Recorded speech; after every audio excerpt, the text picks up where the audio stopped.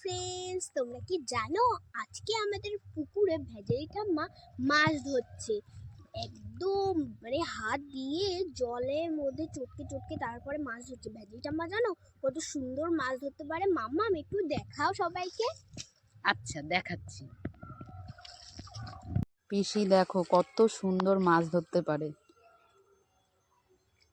অনেক ছোট ছোট মাছ দেখো ধরে ধরে বালতিতে রাখছে।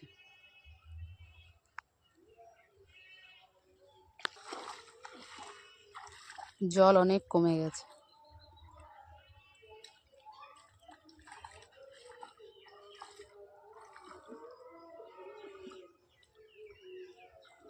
তোমরা কে কে এইভাবে মাছ ধরতে পারো অবশ্যই কমেন্টে জানাবে।